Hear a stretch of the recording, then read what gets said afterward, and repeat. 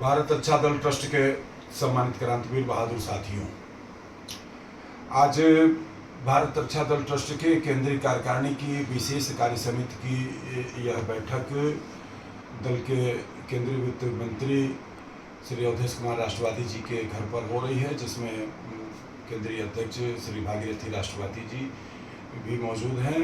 मैं श्रीनिवास राष्ट्रवादी, संस्थापक भारत अच्छा दल ट्रस्ट।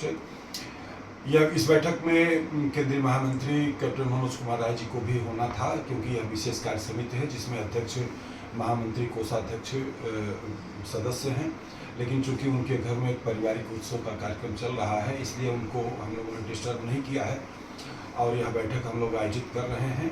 और इस बैठक का मूल है एक आगामी 11 जुलाई को विश्व जनसंख्या दिवस के अवसर पर केंद्रीय कार्यकारिणी की ओर से एक बृहद कार्यक्रम की योजना, जिसकी परमिशन की प्रक्रिया केंद्रीय उपाध्यक्ष श्री चंदन सिंह जी को सौंपी गई है, वो इस पर अपनी कार्रवाई कर रहे होंगे संभवतः।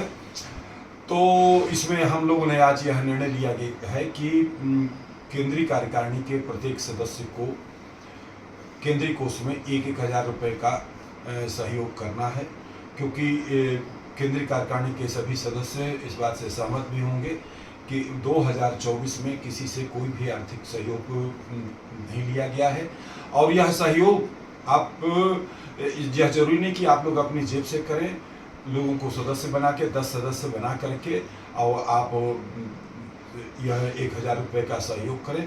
और बल्कि मैं सभी से निवेदन करना चाहूँगा, बारंबार फिर हम यह बात कहना चाहते हैं, बात आपके पैसे की नहीं, बात यह है कि आप स्वयं अपनी जेब से 100 रुपया दीजिए और 10 और लोगों से 100 रुपये का सहयोग लेते हैं तो 10 और लोग भी मिलते हैं। और जो 10 लोग हम लोगों को मिलेंगे और उनको जब हम अपने कार्यक्रम में आमंत्रित करेंगे, नहीं भी करे वो आते हैं, तो भी उनके मन में यह भाव होगा कि इस संस्था का मैं भी सदस्य हूँ और यह जो कार्यक्रम हो रहा है, इस कार्यक्रम में हमारी भी आर्थिक रूप से भी जो है भागीदारी है।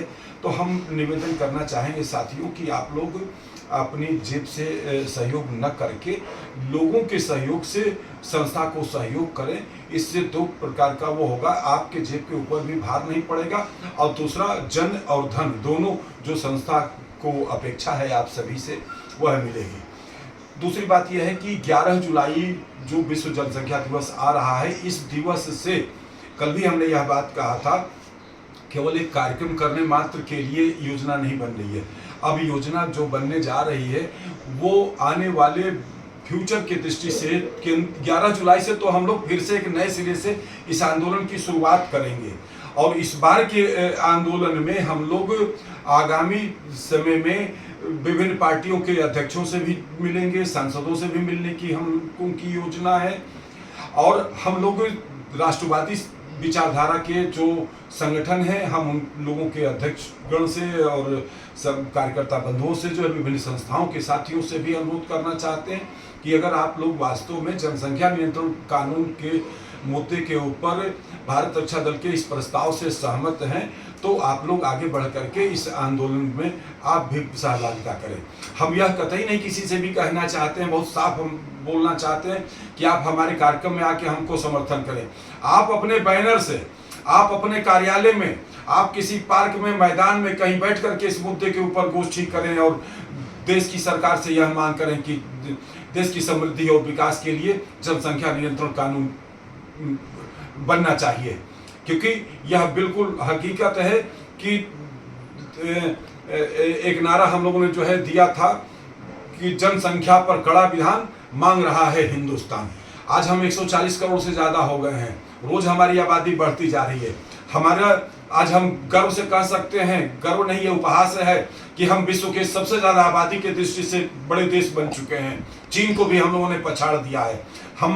हमारे खेत खलिहान, बाग बगीचे घटते जा रहे हैं, प्लाटिंग होती जा रही है, खेत नहीं बचेंगे, लोगों के घरों में बंटवारा होता जा रहा, हर कोई विस्तार होता जा रहा है। आने वाले समय में यह केवल आबादी के घनत्व के कारण समस्या ही नहीं आने वाली है, इस आबादी के बढ़ती आबादी के कारण गृह युद्ध की भी स्थिति का भी संकेत जो है आ रहा है। आज तो निर्माण के क्षेत्र में और क्षेत्रों में, कुछ क्षेत्रों में काम है। एक समय में जब ये सब खेत खलिहान, बाग बगीचे घर मकान बन जाएंगे, उसके बाद कौन से नए रोजगार होंगे। आज तो चलिए कि 30-40% लोग जो है निर्माण के क्षेत्र में रोजगार पा रहे हैं। प्रगति के दौर में जो है भारत हर क्षेत्र में आगे बढ़ रहा, लेकिन यह भी प्रगति एक दिन रुक जाएगी।